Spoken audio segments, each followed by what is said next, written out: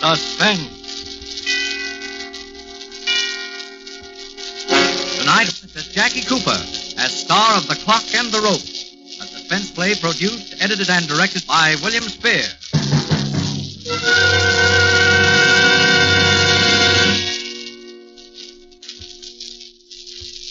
Would you like to hear the old story about the innocent man facing execution and his last-minute attempts to get a pardon and how it feels when he doesn't get it? Well, I can tell you all about it, because that's my story. There's a couple of different twists to it, of course. There always are. For one thing, it happened to me. And now I keep away from people. I keep away from cities and buildings. Buildings with the cells they call rooms and the doors that don't always open. I never button my collar. You'll find out why. I earn my living as a guide for hunting parties. Me, who couldn't find my way across the city park without asking a cop for directions. I never sleep indoors. I can't. And I can't stand clocks. Most of all, I can't stand clocks. It happened so fast. I told him it wasn't murder. It was self-defense. Involuntary self-defense. You know, like putting up your arm to protect yourself. But it didn't work out that way in court. That's the other different twist I told you about. They convicted me. They sentenced me to be hanged. And they hanged me.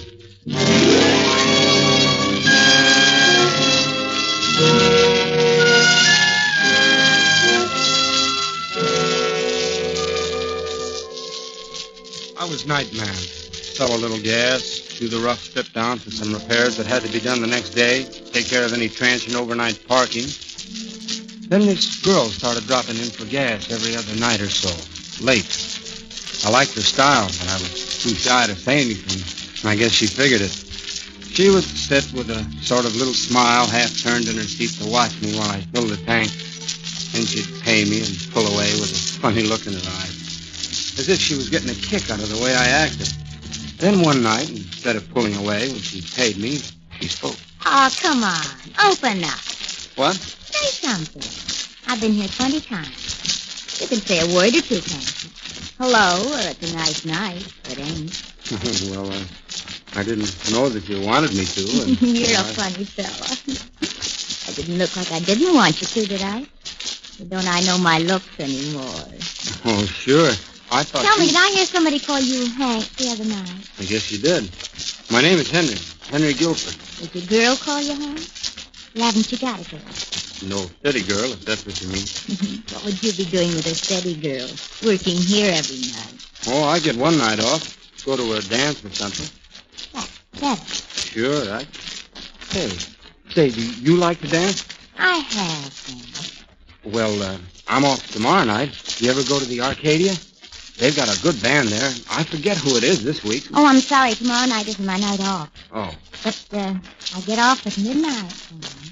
Well, gee, the Arcadia closes at midnight. All the big dance places close at midnight. Well, you don't have to have a big place, do you? No. Oh, no. No, there's the Owl Inn out on Trapscott Avenue. They run late and have a pretty good little band and booths and everything. That would be fine. Well, I could pick you up at your job, huh? No, I'm way at the other end of town, and I have to drive my car back anyway. Suppose I meet you at the Owl. I'll be there a little after midnight. I'll be there. Okay, see ya. Oh, say, hey, what's your name? Till tomorrow night. Goodbye.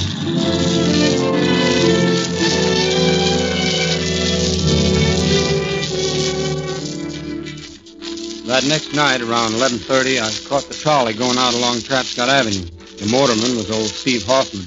He had known me since I was a kid, and he ribbed me about my new gray suit, and especially about wanting to get off at the Owl Inn. Said I was stepping out in fast company.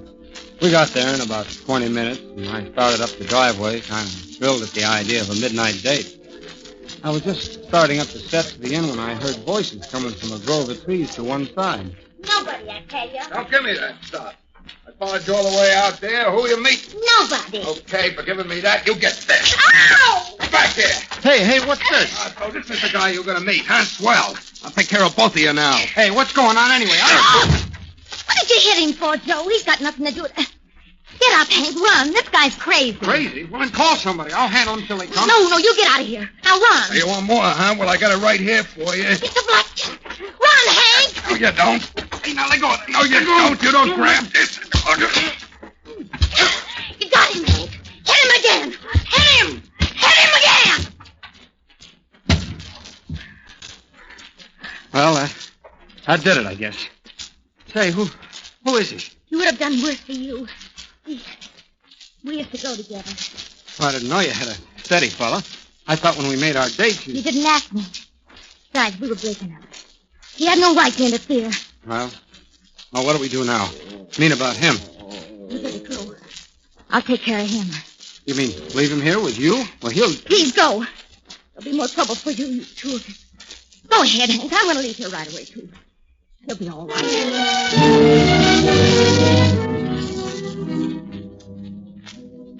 But he wasn't all right. He was dead. I knew about it hardly 2 hours later. No, she didn't come and tell me. The police came and got me. And they didn't learn about me from her either. They didn't know anything about her, and they acted like they didn't want to know. Why did you walk home? You rode out there in the trolley. Why didn't you ride back? Well, I just wanted to think, that's all. Sure, because you weren't thinking about how maybe the motorman wouldn't remember taking you out there if you didn't ride back. No, why would I do that? I've known old Steve Hoffman all my life. Is that how you found out? You're not very smart. I'm not trying to be smart. Okay. So you hit him in self-defense and to save the girl. Now, what's her name? Her name? I never got it. She didn't tell me. You had a date with a girl and you didn't even know what her name was. Well, yes. I asked her. I've seen her often, but she didn't tell me. Are you sure there was a girl? Of course. Who would I have the date with? Maybe just with the guy you killed. I never met him before. I don't even know him. You just don't know anything, do you? Well, I'll ask you a very simple question. I'm sure you can answer this one. I'll try. How much money did you take off the man you murdered? How much? Yeah, how much? And where is it? His pockets were turned inside out. You went from self-defense to help yourself.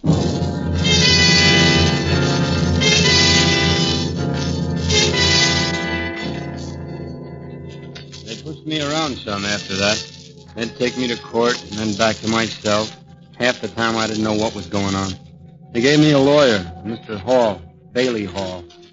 He'd do the talking. He kept asking for things like reduced bail, time for further investigation, continuances to find witnesses. Just sort of stalling all the time.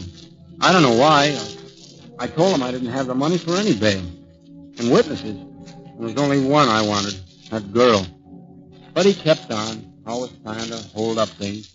Then one day he told me I'd been indicted. I knew what that meant, Harry. It meant I had to go on trial. For murder. That's bad, boy, bad. I've done all I could to delay indictment and trial in the hope that something would turn up, but we're in for it now. I wish you'd give me something more to work on. What do you mean? Well, this girl you can't even name. I can't go into court with just that. The police feel certain there never was a girl, and there's no trace of her anywhere. Well, maybe she'll show up. Show up. Well, boy, you've got a lot to learn. Mr. Hall, that's all I know. I can't help it. My God, you never mentioned the girl in just plain self-defense or a fight. It's the girl thing that's so bad, it makes your whole defense phony.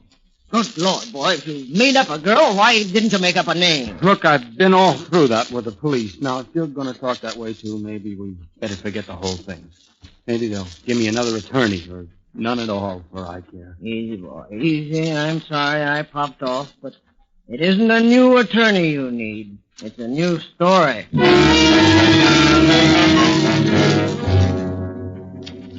Yeah, that's right. Guilford rode out to the inn that night in my trolley. It was on the 4th or the 5th. Face the jury, please, and talk louder.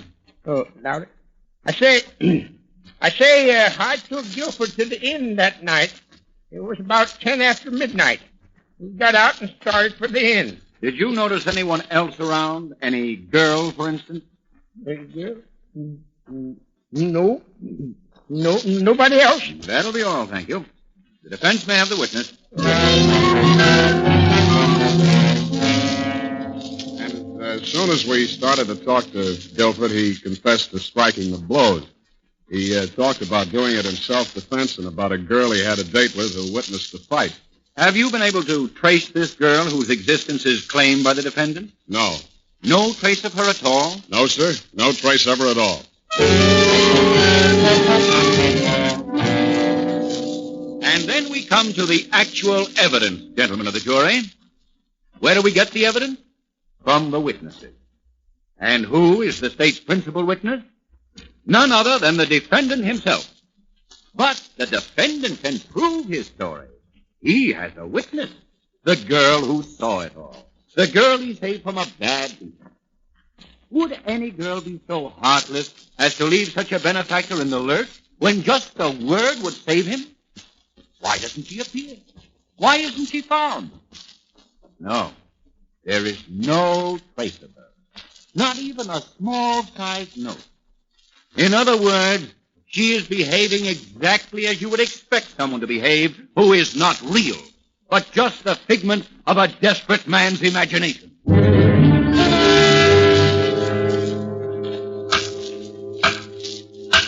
defendant will rise. Gentlemen of the jury, have you reached the verdict? We have. What is your verdict? We, the jury, find the defendant, Henry Guilford, guilty as charged of murder in the first degree. Yes.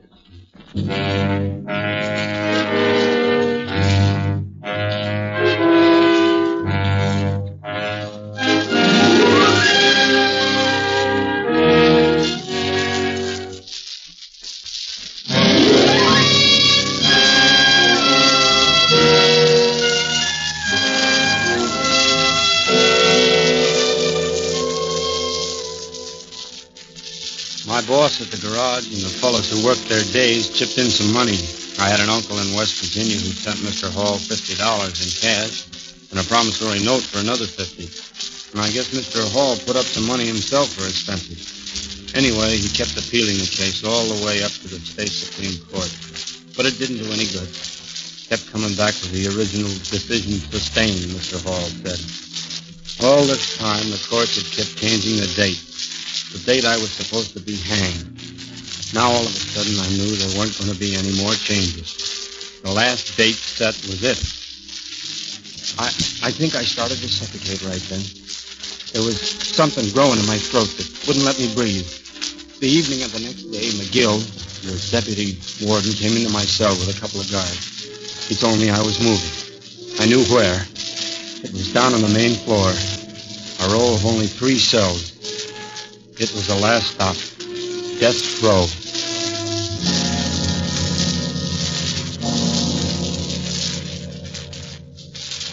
They have a team of 2 guards who live right in the cell with you the last few days. One time a prison breaks down and shows a human touch, I guess. Or else they just want to make sure you don't go ahead and carry out the sentence on yourself. Anyway, whatever it was, I was grateful. Because now I was lonely. I was afraid. Not afraid like a man, but afraid the way a child is afraid. I was going someplace. The last place. And I was going alone.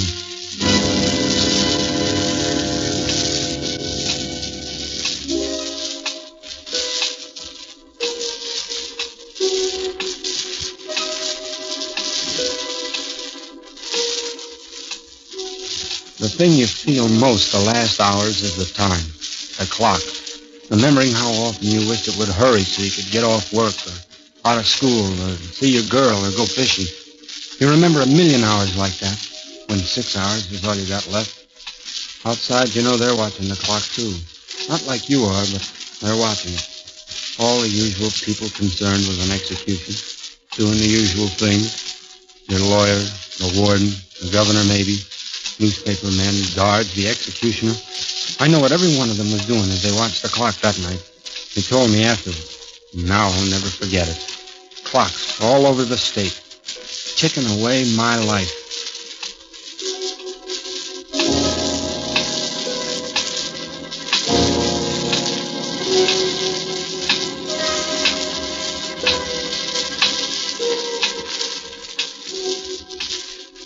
You ought to get some sleep, Warden. It's only 5 hours away. Yes, I know, McGill, I know. I wish I could lose this pain in my chest. I think I'll lie down here on the couch for a little while. Yes, do that. When shall I call you, Warden? Oh, make it an hour beforehand. 5 a.m.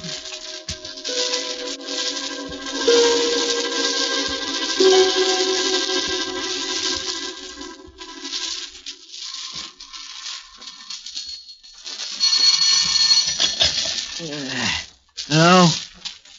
Yeah, this is Bailey Hall. Yes, I'm Guilford the who? You're the... Well, where have you been all this time? What? Yeah, look. You're not just some crook that's after pub... I know it's for 6 this morning. Where are you? All right, wait for me. I'll be right down. We've got about 2 hours.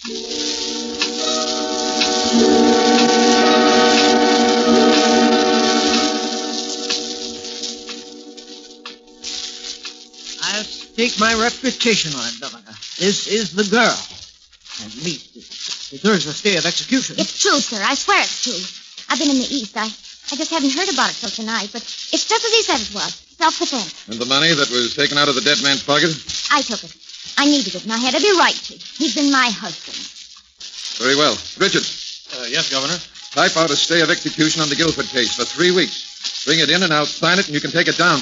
All right. You'd better phone the warden to make sure, though, Governor. That boy's only got about a half hour left.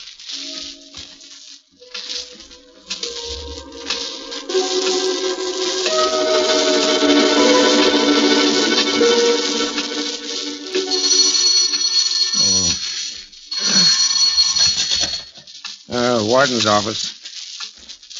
Yes, this is Warden Barnes. Huh? Oh, yes, Governor. Young Guilford? Oh, you don't say so. Why, that's splendid, Governor, splendid. Yes, sir. Yes, sir, I'll let them know right away. Yes, sir. Oh, McGill. McGill.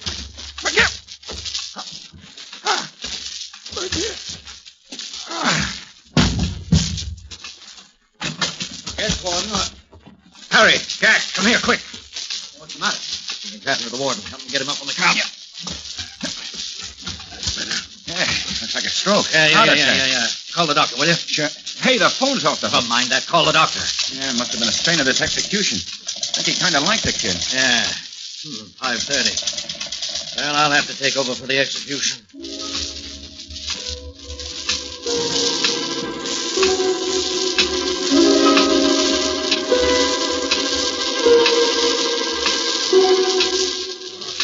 Gentlemen, it's now 10 minutes to 6. In a few moments, you will be admitted to the ground floor of Blockhouse A, where the scaffold has been erected and where the execution, which you are to witness as newspaper men and members of the medical profession, will take place. You'll find rows of benches. Please take your seats quietly in any of the rows except the first, which has been reserved for members of the medical examining committee. We ask you to cooperate with us in our duties and to respect the solemnity of the occasion by moving quietly, refraining from any loud conversation from the moment you enter until you leave. That's all. Thank you.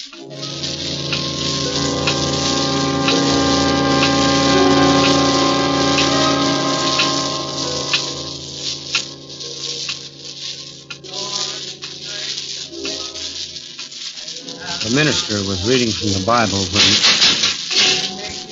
I knew it was time. They were coming for me.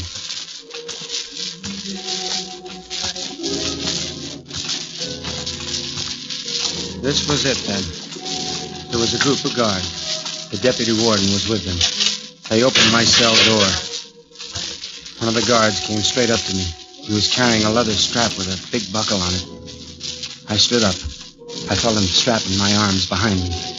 The minister stopped reading for a moment to say something. Did you, my son? We'll go now, Guilford. I started to say something to the deputy, but he nodded his head at the men, and we started to move.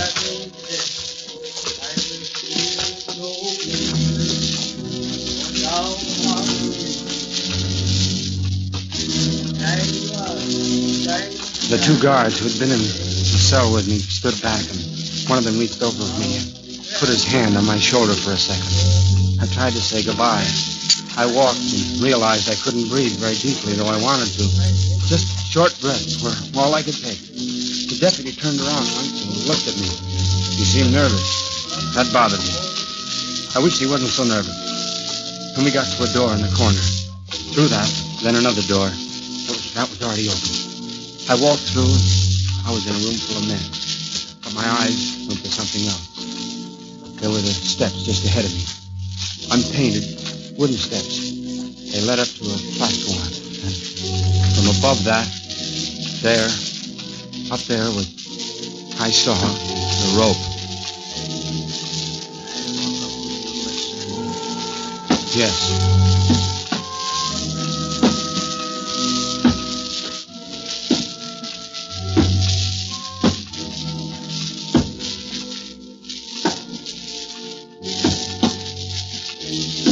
The guard who was waiting worked fast. He moved me into position.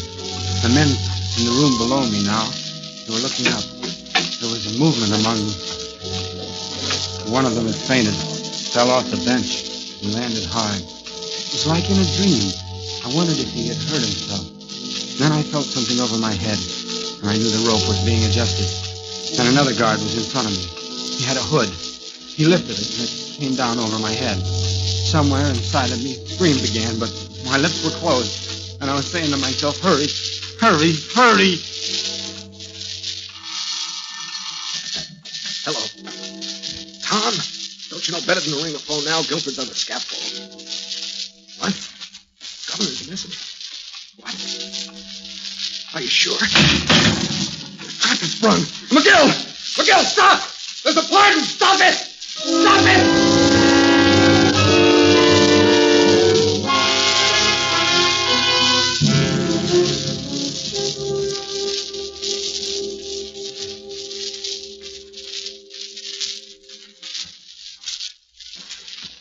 No, a man doesn't always die right away when he's hanged. They talk about the neck being broken and death coming instantly. No, not always.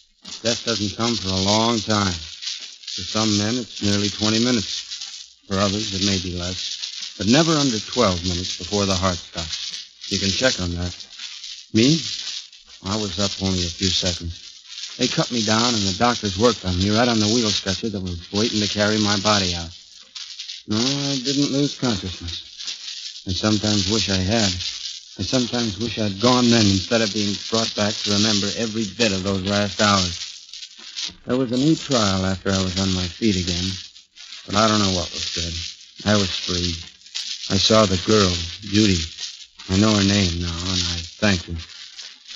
Neither one of us knew what to say after that, so she just went. Yes, I never sleep indoors. I never button my collar. I don't like building, any building. It's got stone and steel and holds you in.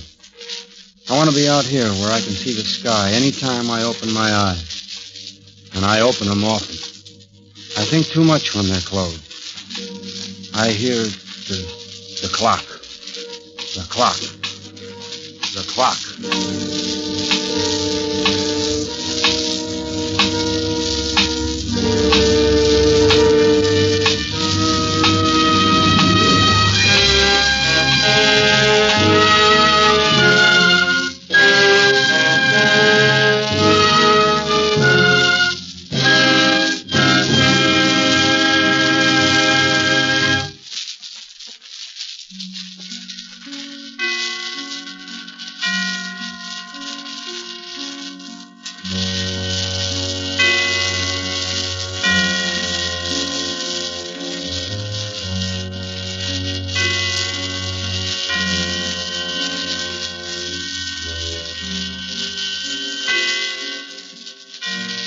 This is the Armed Forces Radio Service.